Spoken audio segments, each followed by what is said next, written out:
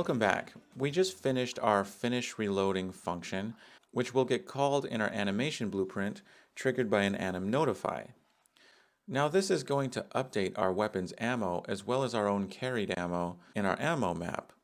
But we want to see this reflected in our HUD widget. So let's go back to the editor. Now here in the editor, I have our widget blueprint for ammo count BP, and here, this text right here called carried ammo text is not yet bound to anything.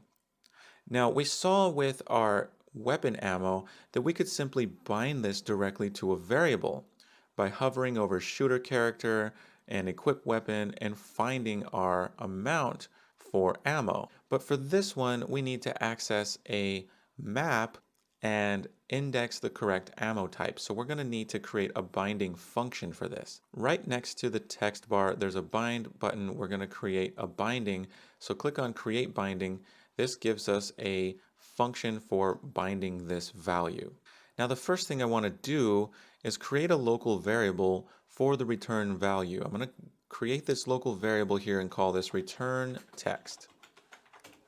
Now return text will be of this type text. So click the variable type and change it to text, and we're going to simply drag this in and return that. So now what we need to do is access the amount of ammo that we have. So we've got this shooter character reference here. And remember, if we go back to the event graph, we set this in event construct. But we're still just going to use the isValid node to make sure that we're not trying to access something that isn't valid. Now from shooter character, we need to get the ammo map. Now this is a T map, but thanks to our U property macro, we made this accessible from blueprints. So we can type ammo map, and here it is, get ammo map. And you can see by the symbol here that this is a map, and the tooltip says map of E ammo type enums to integers. Now from our shooter character, we're also going to get our equipped weapon. So get equipped weapon.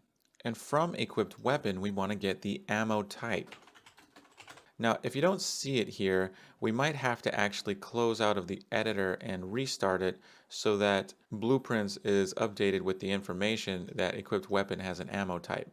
So I'm going to compile and save this, save all, and I'm going to go ahead and close out of Unreal Engine. Now I'm here in Visual Studio and I'm going to hit Control F5 to compile and launch from Visual Studio. Okay, I've restarted the editor and now I'm going to drag off of equipped weapon and type ammo type, and now I'm getting my ammo type. So sometimes you need to restart the editor to reflect changes in C++. Now I'm going to take my ammo map and I'm going to find the element corresponding to this ammo type, and I can do that by dragging off of ammo type and typing find. And find can either take a selection in the drop down here. I can choose 9mm or assault rifle for the type, or I can take my equipped weapons ammo type variable and plug that in. And what we get as the return value is an integer and a boolean, and the boolean will be false if our map does not even contain that type. So we're checking and we're indexing all at the same time. So we can even add a branch here that checks to see if this boolean is true. Now, if this does return true, then our ammo map does contain this type, and we can access the amount, and we can set return text equal to the amount converted to text, and we can do that with a setter for return text. And if we drag integer straight into return text, then we automatically get a toText integer node, and this will convert from integer into a text value. Then we can simply set return text, and then we're plugging in return text. Now the reason we have this local variable is if we have these cases where isValid or the branch fail, then we can set return text equal to something that will tell us that there's a problem in the binding here. So we can use return text and use a setter for this, and if shooter character is not valid, well then we can set this text to something that will tell us that something went wrong. So we can set it to say X, for example, and we can do the same thing here.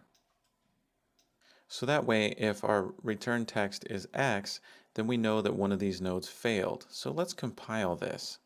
And if we go back and hit play, well, now we'll see that our ammo amount is 30 and that we have 85 on our person for this ammo type. So if we go ahead and fire a few rounds, and then we hit the R key, then at the end of our reload animation, we've reset our amount by filling it up.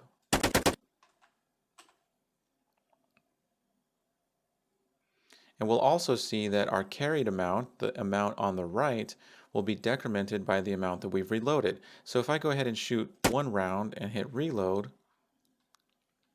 well, now our weapon amount went from 29 to 30, and we've decremented our carried amount by 1.